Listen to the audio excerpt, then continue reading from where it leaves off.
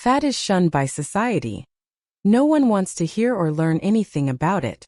However, the reason why it's got such a lousy reputation probably has more to do with the beauty standards of the day than with the health implications.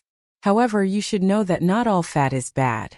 In fact, essential fats help regulate body temperature, promote vitamin absorption and cellular structure, and regulate hormones such as fertility hormones.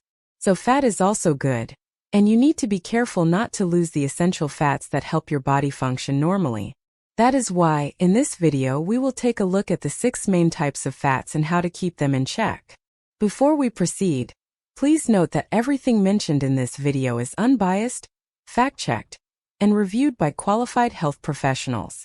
With that said, let's jump in and talk about 6 types of fat and how to get rid of it. Number 1. White fat. White fat, also known as white adipocytes, is the most popular type of fat. What we mean is that when you think about fat, you most probably envision this white fat made of large white cells stockpiled under the skin or around the organs, belly, arms, thighs, or buttocks. It is called white fat because the cells that make it are literally white thanks to a low density of mitochondria and blood vessels. White fat is our body's energy storehouse. It basically stores extra energy in the form of triglycerides. Apart from this, it also provides a buffer for our organs, shielding our external body structure.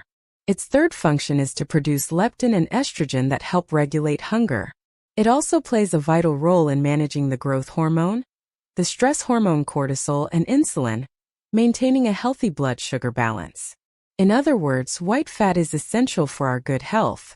However, too much white fat can be detrimental. If our body is exposed consistently to high levels of white fat, it will become less sensitive to the hunger-regulating effects of leptin. The result? A vicious circle of hunger and white fat, raising the risk of weight gain by tenfold. In greater levels, white fat can also lead to insulin resistance, putting you at risk of developing type 2 diabetes, coronary artery disease, high blood pressure, stroke, hormone imbalances, kidney or liver disease, and even cancer. So, when does white fat become harmful to your health? You can tell that by measuring your body fat percentage. Women aged 20 to 39 should aim for 21 to 32% body fat, while men should have between 8% and 19%. Older men aged 40 to 59 should aim for 11 to 21 body fat, while women should be okay between 23% and 33%. White fat is usually visible on the hips, thighs, and abdomen. To get rid of that, you'll need workouts that build muscle tissue. More than that, you should pay more attention to your body's hunger cues and stop eating when you feel satisfied rather than full. Number 2. Brown fat. Brown fat, or brown adipose tissue, is a unique type of fat that is triggered when we feel cold. It generates heat by burning fatty acids to help keep our core body temperature in freezing environments. So, compared to white fat, brown fat is not a storage kind of fat. Therefore, you don't really have to manage it. It will burn easily, especially if you live in cooler climates. In fact, we have more brown fat as babies than as adults because, as newborns, we can't shiver. Shivering is one of our body's mechanisms of dealing with cold by quickly expanding and contracting our muscles to generate warmth. However, babies don't shiver, so they have brown fat behind their shoulder blades to act as a built-in heater.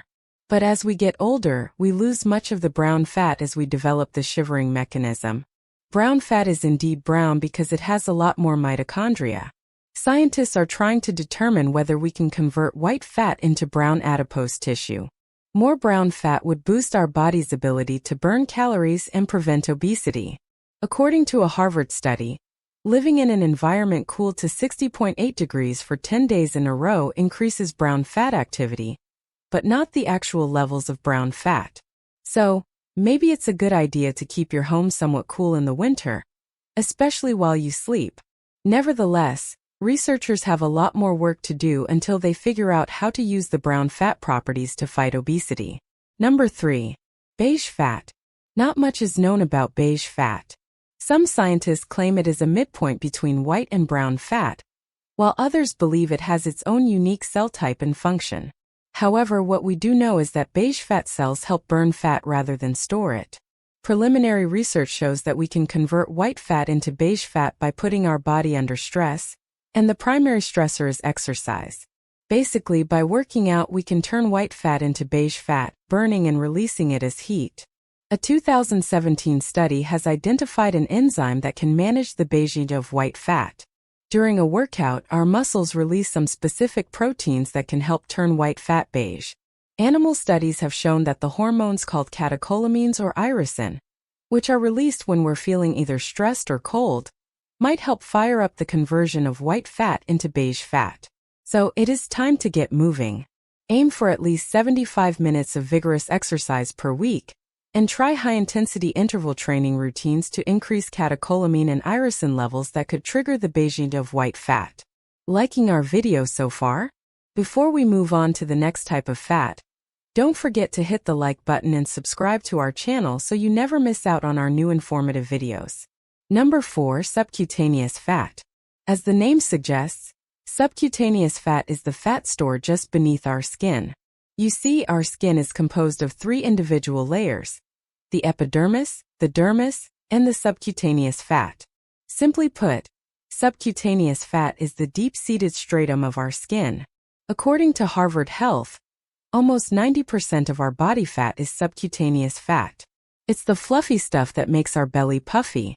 It's the squishy body fat you can grab with your hands as you swear you'll never eat ice cream after 10 p.m. ever again. Subcutaneous fat is not all bad. It is a combination of white, beige, and brown fat, and in certain amounts it is healthy and beneficial. For one, it acts as a cushion between your muscle and skin tissue, providing comfort and protection. However, in high quantities it can spell trouble by messing with your hormone levels. You see, subcutaneous fat, commonly accumulating as stubborn thigh fat in females or abdomen fat in males, is responsible for regulating the sex hormone estrogen. Since estrogen plays a vital role in female fertility, women have more subcutaneous fat than men. You can measure subcutaneous fat through a skin fold test. Trained fitness and health professionals use calipers to pinch the subcutaneous fat and measure it. It's not painful, but it's not fun either.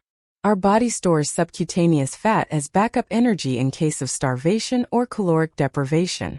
It's our emergency reserve, which makes it possible for us to survive 1 or even 2 months without food.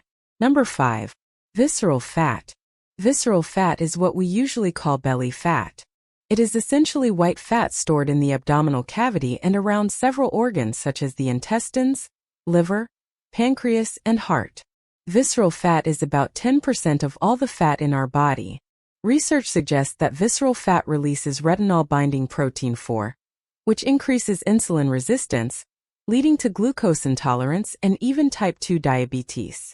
Too much visceral fat has also been associated with breast cancer, colorectal cancer, stroke, artery disease, dementia, and even Alzheimer's disease. Visceral fat should be your number 1 enemy in your fight against weight gain. It's probably the most dangerous type of fat in the body, and you need to keep it under control. A straightforward way to gauge your visceral fat level at home is to identify your waist-to-hip ratio. So, measure your waist and hip circumference and divide your waist dimension by your hip measurement. If the ratio is more than 1.0 for men and 0.85 for women, then you've got excessive visceral fat and you need to do something about that. A high caloric intake is one of the reasons for excessive visceral fat. However, compared to subcutaneous fat, visceral fat is triggered more by processed foods. So the first step toward reducing your visceral fat levels is to change your diet. Number 6. Essential fat. Just like the name suggests, essential fat is the good guy, playing a crucial role in hormone and temperature regulation and vitamin absorption. According to the American Council on Exercise, 10 to 13% of the body composition needs to be essential fat for women and 2% to 5% for men. This is mainly because essential fat helps regulate the production of fertility hormones. Unfortunately, too much exercise, a restrictive diet, or an illness can lower your essential fat levels, leading to hormone imbalance, heart disease, or even organ failure. You should avoid unhealthy or excessive dieting, over-exercising, or developing eating disorders such as anorexia or bulimia. Besides, don't overexert yourself, thinking you should be skinny all the time. Aim for a balanced, nutritious diet to get those levels of essential fat in check and keep them that way. There you have it. The 6 types of body fat and what to do about them. Do you have any tips that we might have missed out on? What do you think? Let us know your opinions and thoughts in the comments section below. And don't forget to like our video, subscribe to our channel Health Check, and hit the bell icon for regular updates. See you soon.